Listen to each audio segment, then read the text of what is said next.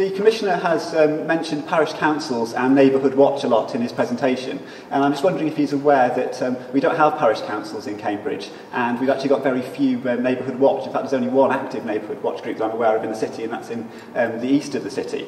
And I suggested to councillors that they invite the Commissioner here this evening so that he can see democratic police priority setting and see councillors holding the police to account, which hopefully he will stay for after his agenda item. Because I think that that is much better, because these people represent everybody in our society and not just the self-selecting individuals in the organisations like Neighbourhood Watch. So I would like to urge the Commissioner to both watch what goes on here and also perhaps extend it throughout the county, because I think it works a lot better than, for example, the kind of mob rule situation we have elsewhere around the county, where anyone who turns up can get to have a say, have a vote in setting the local police priorities, or those meetings where, after listening to the public, the police themselves make the decisions, because in those cases the police will not do things which are challenging and difficult for them, whereas we have seen in Cambridge councillors manage to set priorities which are challenging to the police, and in some cases the things that the police didn't really want to get into, for example dealing with speeding in the east. And I would also suggest that this would be a really good response to the election result. The Commissioner has been elected with only 2.4% of the electorate in Cambridge voting for him. If I could ask you to get to a question, just to make sure that everyone has a chance to ask their question. That'd be great. I just wanted that these councillors sitting here have a much greater electoral mandate, and what you could do by empowering them is actually give us some localism and democracy in depth and recognise the fact that you've been elected with only 2.4%. So the key question is, will you let these councillors this evening set the local police priorities? Will you endorse their priorities, or will you set your own? And if you are going to get into the business of setting your own, how does that fit in with the councillor set priorities?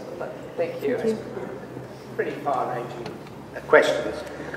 I think I can assure you with your concerns about the vote turnout that in 3.5 years or 3 and 40 years' time, I will have made sure that people actually know what it's all about. And that was one of the problems last time. People didn't realise what it was about and why. I will make sure that that is the case next time round. I appreciate Cambridge is different, which is why I'm here, to listen to what's going on and see how you organise things. I have to point out that Peterborough is very different as well. And I've been very impressed with some of the things they're doing.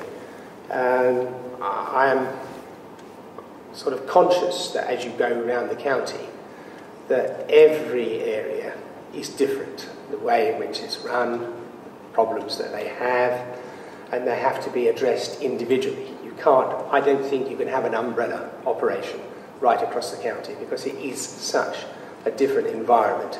And I say, if you look at Cambridge and Peterborough, you've only got to look at the two to realise what a difference there is between those.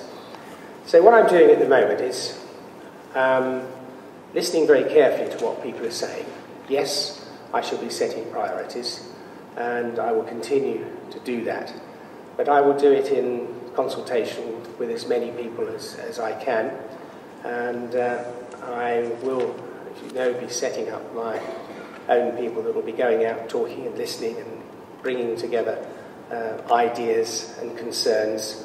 And it is important to recognise that we address people's concerns. If you don't address people's concerns, what's the idea of having a police commissioner? That's what we're there for.